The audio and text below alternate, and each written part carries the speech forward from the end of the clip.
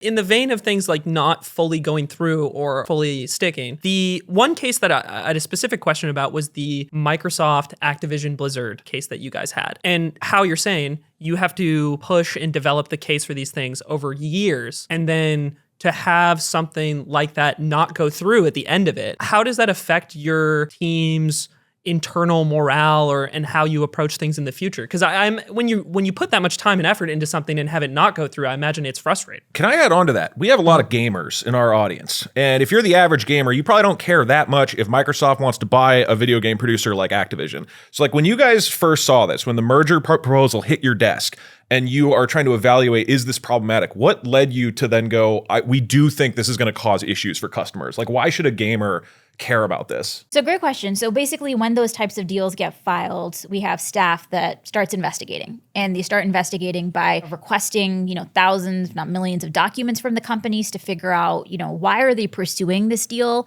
What are they looking to get out of it? They do a lot of interviews with people in the market, including, other game developers, other rivals, and basically come up with an assessment as well as an economic analysis of like, if these companies merge, what is their incentive going to be? What is their business plan? What is their business strategy? And is that ultimately reducing competition and making things worse? In this instance, the team had felt very strongly about this one and recommending that the FTC sue to block it. The concern was that so far, Activision had really thrived as this platform agnostic developer. Right? They were investing, they were developing games and doing it to get them out through as many platforms and distribution channels as possible. And there was a real concern that if we allowed this merger to go through, it would basically start creating walled gardens in gaming, where instead of having kind of these platform neutral content developers that could sell through all these different outlets, you would instead see kind of what's happened in Hollywood, candidly, where you see this vertical integration between the distributors and the content producers. And over the long term, that can make it much harder for creators to get their stuff out. Didn't it used to be the case that like a movie studio could not own theaters? Is that the idea? But now because of streaming, isn't that how it works? Where I've noticed that over and over that every time there's a rule that seems to make sense and we agree on, with big tech, a lot of what they do is just find a way to rename it or just do something like with Uber and minimum wage workers and all these ways, just like it's just renaming the same thing, but you're just going around like buy now, pay later versus debt, and they get around all the rules that existed for that thing because it has a different name, but it's the same thing. How come nobody in the court or in the FTC can just be like, this is very obviously the same thing? Why is it? I honestly wonder, I think this all the time. Like, because if you ban buy now, pay later, can they just call it something else and then do the same thing? Is that? It's a great question. And candidly, there is just an enormous amount of lobbying power in DC that is dedicated to basically arguing that something is new and innovative. And so the old laws don't apply.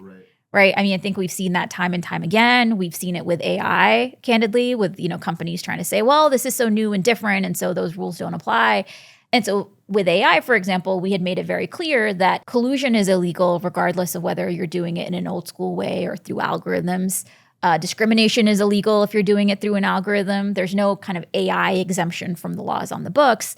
But I think you're right that with various technologies, you always try to see kind of this arbitrage effort. Get away with. Yeah. That brings me to a question that I really wanted to ask, and this is maybe jumping ahead, but wait, can I interrupt you? Yeah. Could you follow up and say what it was like at the end of the acquisition Microsoft? Oh, I'm sorry. Yeah.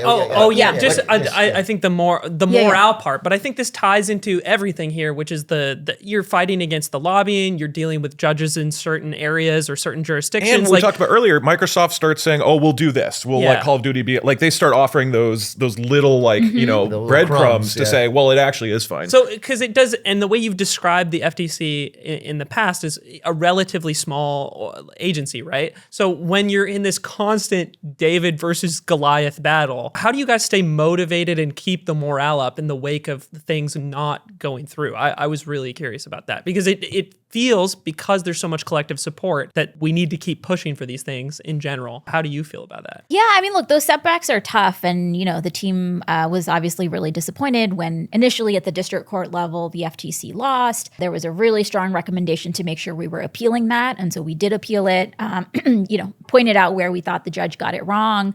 I think on the question of motivation, you're right that the agency is really small, but it has such an incredibly important role to play, right? I mean, the work that the agency does can determine, are people able to afford their medicines or are they having to ration them, right? Are you able to drive 10 miles to a hospital as opposed to 100 miles? Are you having to do buy now, pay later for your groceries because they're too expensive? Which is cool, by the way. That's a good thing. Are you able to easily switch jobs or are you locked down by a non-compete, right? I mean, these are really concrete things that affect people's lives. And I made it a big focus at the FTC to make sure that we were actually hearing from people across the country. It's really easy in these types of jobs to become super insulated. And, you know, your kind of default calendar is basically people who know how to reach the agency and navigate the halls of power in DC.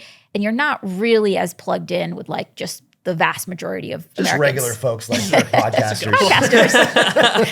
And so we made a big effort to do kind of listening sessions across the country, you know, a lot of opportunity to public comment. We did open commission meetings where any American could sign up to come talk directly to the FTC commissioners. For real. Oh, that is awesome. I didn't even... I mean, while you're doing that, you know, I feel like Joe Rogan kind of has a monopoly on our industry, and I was wondering if you could break up some of his listeners.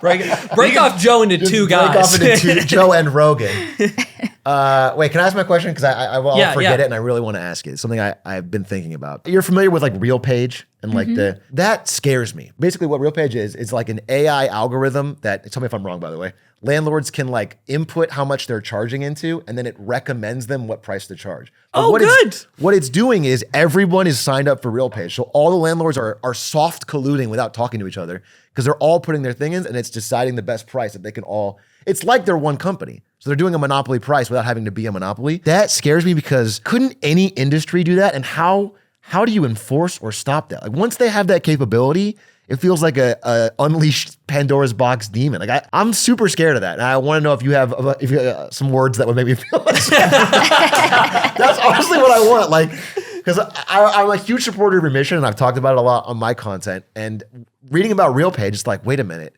Even if you ban that, how is it enforceable? How could you not just hide that? Or I don't know. It's all scary. So please just. I mean, honestly, you're right to be freaked out. Okay, damn it. And you know, this was inflating rents for people across the country, right? Serious money that people were having to just overpay because of this RealPage collusion. And to go back to what you were saying earlier, there are right now lawsuits that are making the argument that, hey, this is collusion. This is old school collusion. It's being done in different ways, but this is so basically it's the juicero of collusion. It's like we've repackaged making juice. It's AI collusion. Yeah. And so that's still being worked through the courts, but you know, I hope that judges will kind of come to agree that if you're price fixing through algorithm, that's still illegal. Yeah. But I mean, once they ban it, I guess I'm just so nervous that something that's so, like if they have an app on their phone. Yeah. How do you stop landlords from knowing that makes them more money? I guess, I